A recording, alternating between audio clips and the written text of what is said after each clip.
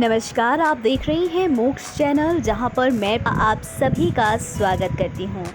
जैसा कि आप जानती हैं कि अब इन दिनों सावन का महीना शुरू होने वाला है। जी हाँ, 14 जुलाई से सावन का महीना शुरू होने वाला है और ये सीधे 11 अगस्त को जाकर रक्षाबंधन के पावन अवसर पर खत्म होगा।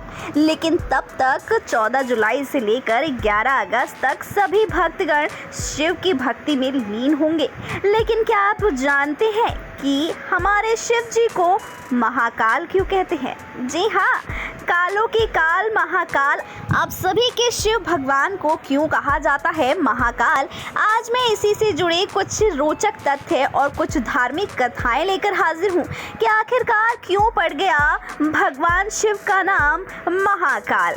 वैसे महाकाल के नाम से एक मंदिर जो कि बहुत ही ज़्यादा फेमस है वो है उज्जैन में। जी हाँ, अवंतिका यानी कि उज्जैन मध्य प्रदेश में स्थित उज्जैन नगरी में है भगवान शिव का महाकाल रूप, जिसकी वजह से ही पड़ गया था भगवान शिव का नाम महाकाल। जो सबके काल हर ले वो है महाकाल। तो चलिए अब बढ़ती हूँ मैं इस पूरे वीडियो में कि आखिरकार शिव जी से कैसे बन गए शिव जी महाकाल। दोस्तों, धार्मिक कथाओं में कहा गया है कि अवंतिका यानी कि उज्जैन भगवान शिव को बहुत ही पसंदीदा शहर है। उनको बहुत ही ज़्यादा पसंद था वहाँ रहना।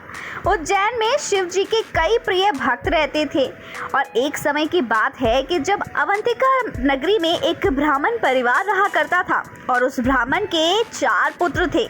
लेकिन वहीं पर एक दूषण नामक राक्षस भी रहता है जिसे वरदान मिला हुआ था और वो जो है उस वरदान का बहुत ही ज़्यादा गलत फ़ायदा उठाता था। और वो जो राक्षस है वो कोई और नहीं बल्कि दूषण था। जी हाँ, दूषण नाम का राक्षस जिसने अवंतिका नगरी में आतंक मचा रखा था, सभी लोगों को परेशान कर रखा हुआ था। वह राक्षस उज्जैन के सभी वासियों को इतना ज़्यादा परेशान करने लगा था कि उस राक्षस के आतंक से बचने के लिए फिर एक दिन उसी ब्राह्मण ने भगवान शिव की अर्चना की और ब्राह्मण की तपस्या से खुश होकर भगवान शिव उस राक्षस यानी कि दूषण राक्षस के सामने ही धरती फाड़कर एक बहुत ही विकट और डरावने रूप में या यूं कहें महाकाल के रूप में प्रकट हुए। और वो राक्षस जैसे ही भगवान शिव के महाकाल के रूप को देखता है, उन्हें देखते ही वो मूर्छित हो जाता है, उसका वध हो जाता है और राक्षस का जो है वहां से वध करके शिव जी उज्जैन की रक्षा करने लगते हैं। तभी उज्जैन के सभी भक्तों ने भगवान शिव से उसी स्थान पर हमेशा हमेशा रहने की प्रार्थना की। भक्तों की प्रार्थना सुनकर भगवान शिव अवंतिका में ही महाकाल ज्योतिर्लिंग के रूप में वहीं पर यानी कि उज्जैन में स्थापित हो गए, जहां पर हर साल भगवान शिव की आराधना पूजा बड़े ही धूमधाम से की जाती है। वहां का सबसे प्रतिष्ठित अगर त्योहार कोई मनाया जाता है तो वो है महाशिवरात्रि और सावन का महीना, जो हर वक्त भगवान शिव में लीन होता रहता है।